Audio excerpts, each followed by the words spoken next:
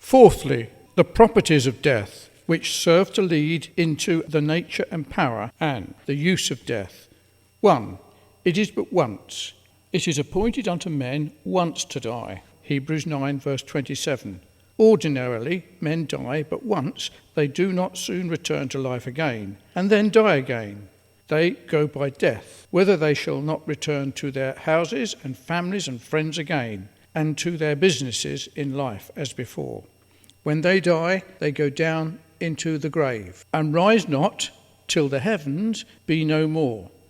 That is, until the second coming of Christ, when the heavens shall pass away, or until the resurrection morn, which will be when Christ himself shall descend from heaven to judge the world, from whose face the heaven and earth shall flee away.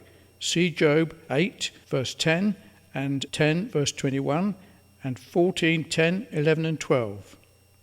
There have been some instances in which men have died and have been raised again to mortal life, as it should seem, and then have died again. Otherwise it is not easy to say how Christ could be called the firstborn from the dead, if they were raised before him to an immortal life, never to die more, since some were raised before, as the son of the widow of Sarepta by Elijah, and the son of the Shulamite by Elisha, and the man that revived upon touching the prophet's bones, and also others by Christ himself, as Jairus' daughter, the widow of Nain's son, and Lazarus, of whom it is particularly observed that after his resurrection he sat at a table as a guest at supper time to eat and drink, which supposes the life he was raised to, it was a mortal one, and that he was supported in the manner mortals are,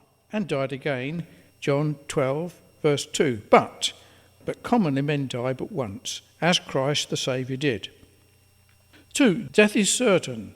It is certain by the appointment of God, which cannot be frustrated. Israel must die, and so must every man, though the time when is very uncertain. The Son of Man comes in the hour men know not of. Therefore they should be ready, and watching and waiting for him. Nothing is more certain than death, as all experience in all ages testify, and yet nothing more uncertain than the time when a man shall die.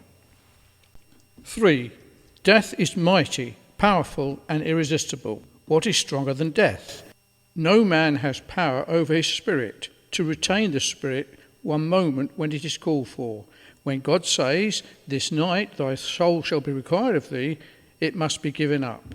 There is no resisting, nor withstanding, when it is said, "The Master is come, and calleth for thee, thou must go."